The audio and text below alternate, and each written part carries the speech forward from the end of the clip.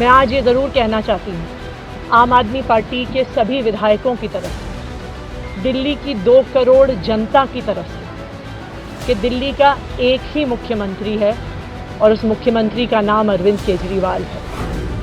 विधायक दल की बैठक में सीएम चुने जाने के बाद आतिशी जब मीडिया में आई तो उन्होंने सबसे पहले यही बयान दिया। दिल्ली बीजेपी ने पपेट सीएम का पोस्टर सोशल मीडिया पर पोस्ट करके आतिशी के सीएम बनाए जाने पर सवाल उठाए।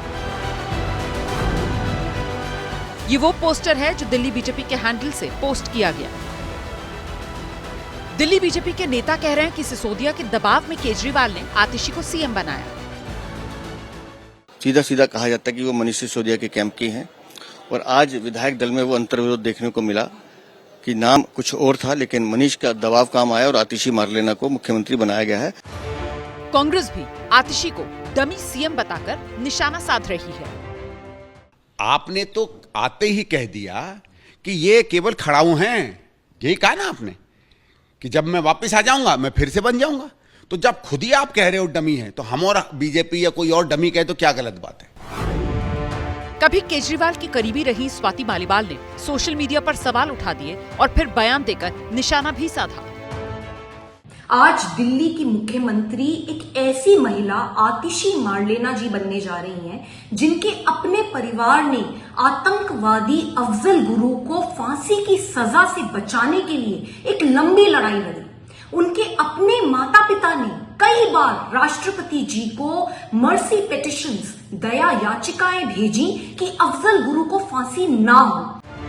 एबीपी न्यूज से बात करते हुए आम आदमी पार्टी के विधायक मदन लाल ने कहा, पीएसी की बैठक में सिर्फ आतिशी के नाम पर ही चर्चा हुई। सभी के सब एक मत थे इस बात पे और सभी लोगों को लगा कि हाँ वो बिल्कुल ठीक है और मुख्यमंत्री बनने लायक है। तो किसी और नाम पर भी चर्चा हो रही थी आप लोगों से? कोई नहीं। विरोधियों के हमले और गड़े मुर्दे उखाड़े जाने के बाद सवाल ये कि आखिर आतिशी को केजरीवाल ने सीएम क्यों बनाया? क्या आतिशी को सीएम बनाने के पीछे केजरीवाल की कोई बड़ी सोच है? क्या केजरीवाल ने दिल्ली की बाजी पलट दी है?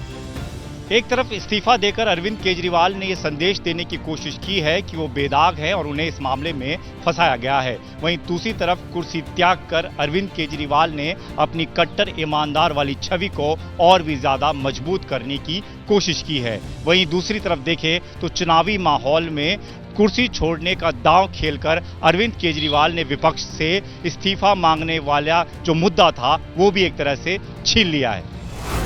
अब केजरीवाल हरियाणा और झारखंड के चुनाव पर फोकस कर पाएंगे। आतिशी के जरिए महिला विरोधी छवि होने का दाग धोने की कोशिश करेंगे।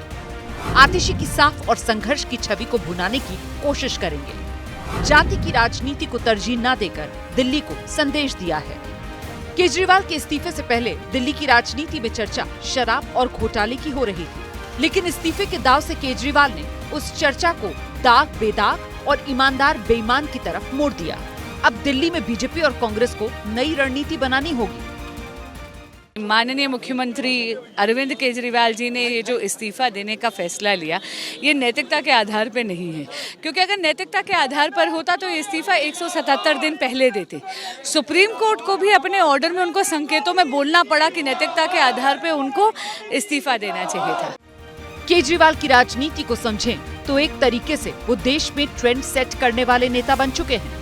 सॉफ्ट हिंदुत्व की छवि बनाए रखते हुए वो मुसलमानों में भी लोकप्रिय हैं। अब अगले साल दिल्ली में जो चुनाव होगा उसमें विपक्ष को आतिशी का विकल्प पेश करना होगा।